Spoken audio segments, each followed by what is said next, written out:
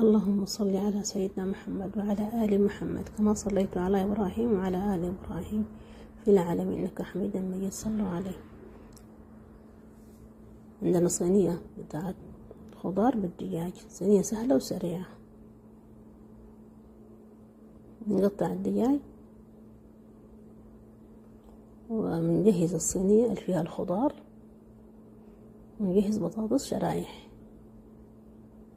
خلطة الدجاج عندنا 2 ملعقة بتاع الزبادي وملعقة بتاع الصلصة والبهارات الموجودة عندك في المطبخ، فلفل، كركم، بهار لحمة، ملح، جنزبيل، شطة خضرة، كل البهارات اللي عندك تقضي الغرض.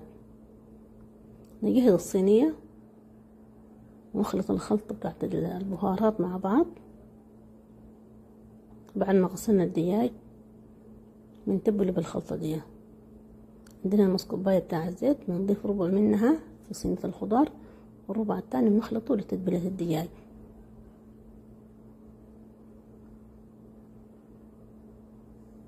نتبل الدجاج تتبيلة حلوة.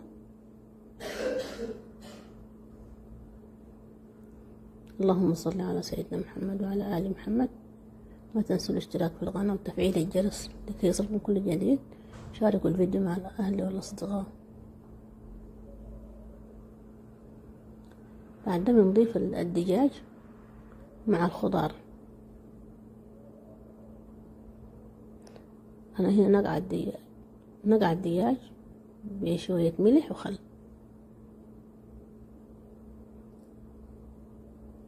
يعني ممكن تاني بعد ده ينتظر حاجة بسيطة وادخل الفرن على طول في درجة حرارة 200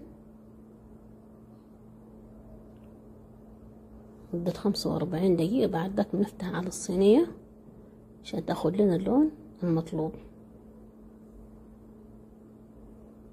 قبل ما دخلناها الفرن بنضيف لها نص كوباية بتاعت موية، إذا حابة تكون فيها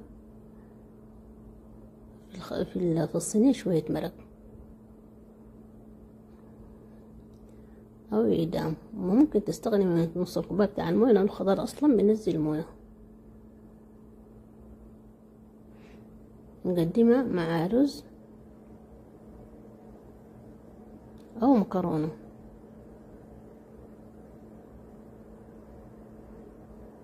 لا تنسوا الاشتراك في القناة وتفعيل الجرس لكي يصلكم كل جديد.